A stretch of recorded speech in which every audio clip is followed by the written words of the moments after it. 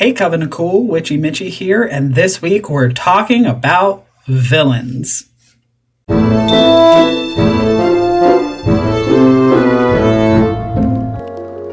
man who must say, I am the king, is no true king. The BBEG is actually going to take a little bit of a backseat in this one because I'm going to tell you the dirty little secret to making your BBEG the worst of the worst. That secret is Subhenchman. Now this goes for fiction as well as DMing, and I'll be providing examples from both, so strap in. Well, let me get this straight. You think that killing those guys is funny? I do. And I'm tired of pretending it's not. By the way, this is my new VTuber. You're going to be seeing a lot of her while I have to do things like grow my facial hair out to have it removed permanently as I transition, or just when the dysphoria gets really bad. Thank you to everyone who's been donating to my GoFundMe. Every little bit helps, as I've been forced to start taking this on, at least for now, out of pocket. Anyway, speaking of villains like dysphoria, villains are exactly what this video is about. Let's start with the BBEG and work our way down to the main example of this. The BBEG is the one thing that you would think should be menacing, and it should. But it should literally exist as this big, scary, looming thing that your players may not even realize what it is until the end of the game. If it's an open threat the entire time, that's fine too, but the BBEG exists for one reason and one reason alone. That is to be overpowered and outright fucking terrifying to your players. Oh yeah! Look what I got!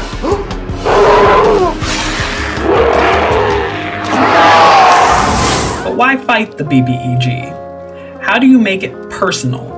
Why would each of these seemingly disparate adventurers team up to go up against someone like Vecna?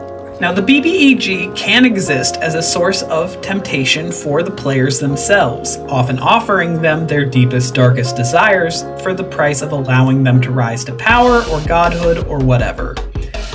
They also probably pack the best shade to throw at the players for their own self-perceived inadequacies.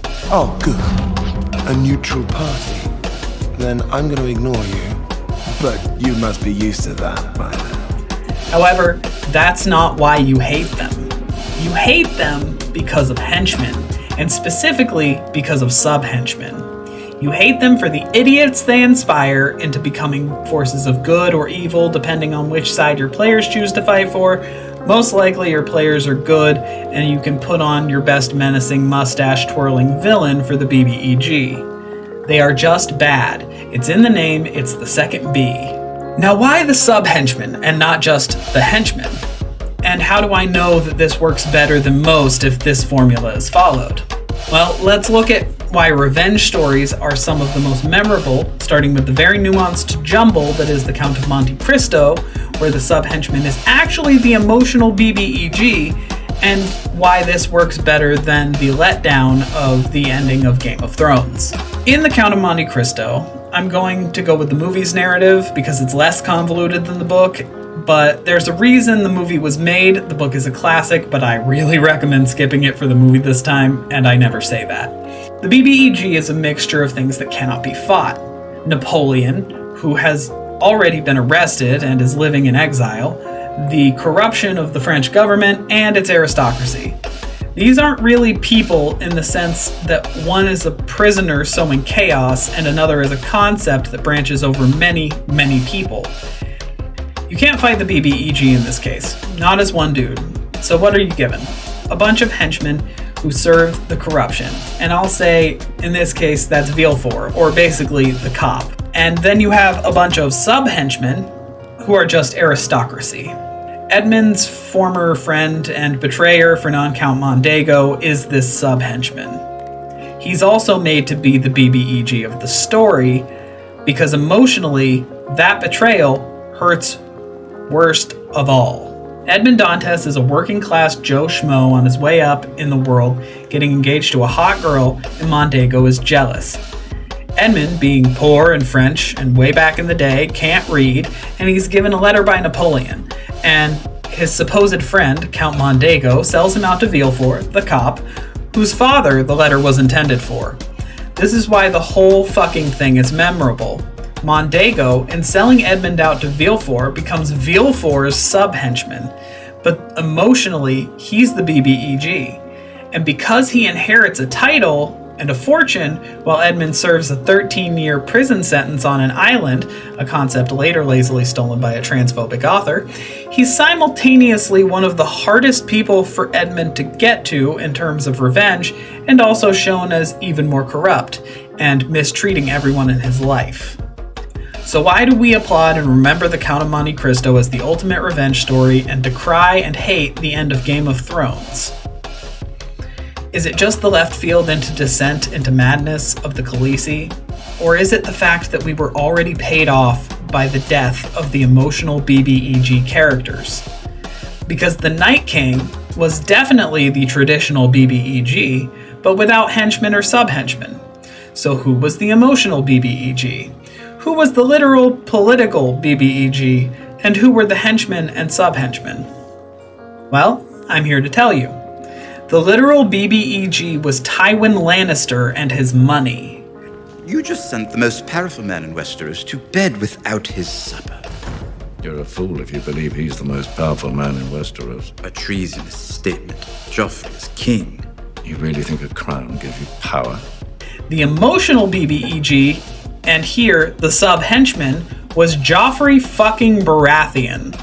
That's right. That sniveling little shit stain that we all love to hate until the Purple Wedding sent him onto his ass.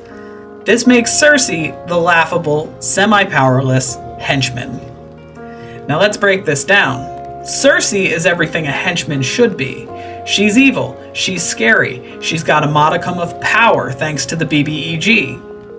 Cersei's mirror in D&D, particularly in Critical Role, is Delilah Briarwood. Delilah Briarwood exists to fulfill her own ends, which is to save her husband by making a Faustian deal with Vecna, and keep enough power to keep both of them alive and untouchable. She betrayed a single member of the party, but not in a way that seems abjectly personal. She was just a house guest turned home invader. The sub-henchmen of this particular transaction are Dr. Anna Ripley and the various creepy assholes who worked for the Derolos for years, particularly that gross guy with the silver tongue. But Dr. Anna Ripley, while she may have come out of left field, she may have accompanied the Briarwoods or been brought in later, I don't really remember, but because she was Percy's personal torturer, she was an abject fucking sociopath, and emotionally, I don't care where she came from.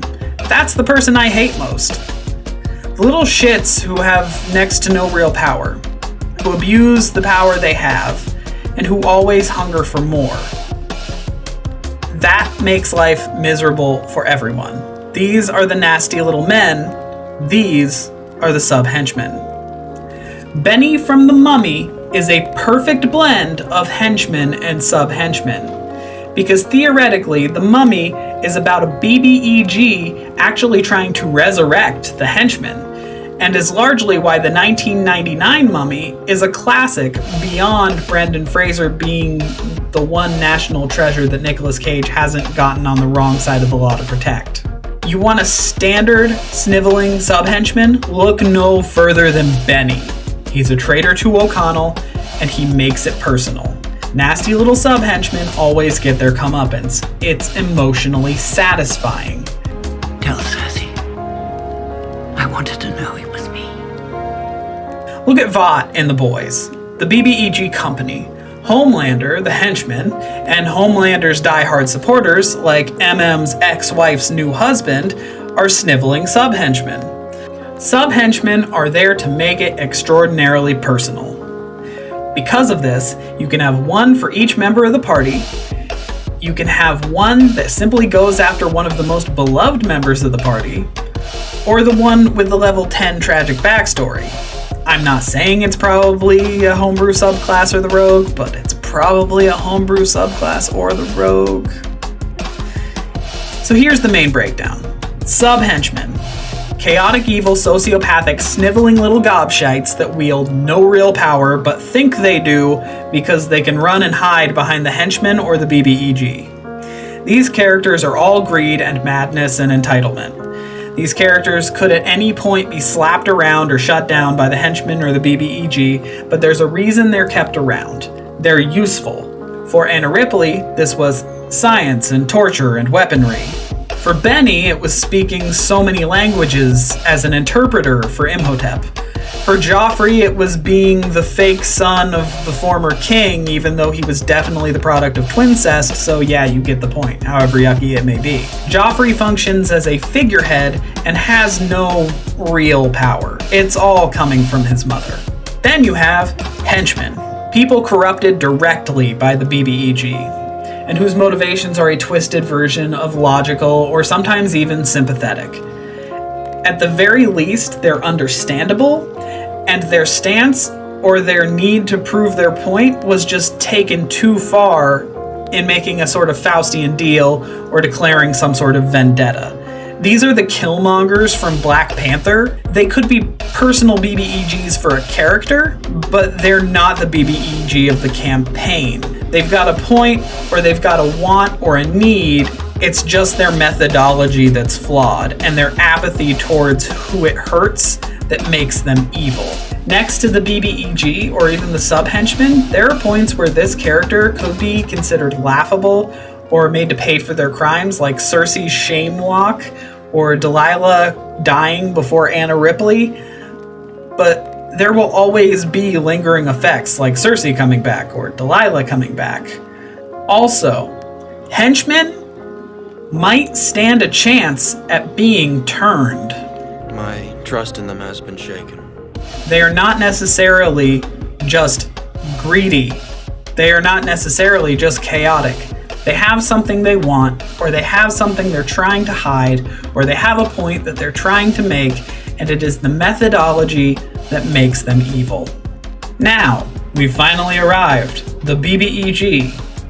Scary Evil Strahd McVecna Pants. This is a power broker. They make the people around them powerful by existing or granting them knowledge or power via some sort of Faustian deal or corruption or something. Maybe it's just money. Warlock patrons make a great BBEG in this way, but you'd have to be pretty good at making a god betray your warlock in the party for this, or waiting for your warlock to betray the god. Vecna is good. You could use Orcus, Tiamat, Imhotep, the Night King, Tywin Lannister. This list is virtually endless and it doesn't really matter. The BBEGs are cliche because they work. You just have to do them in a way that's not boring. And what way is that?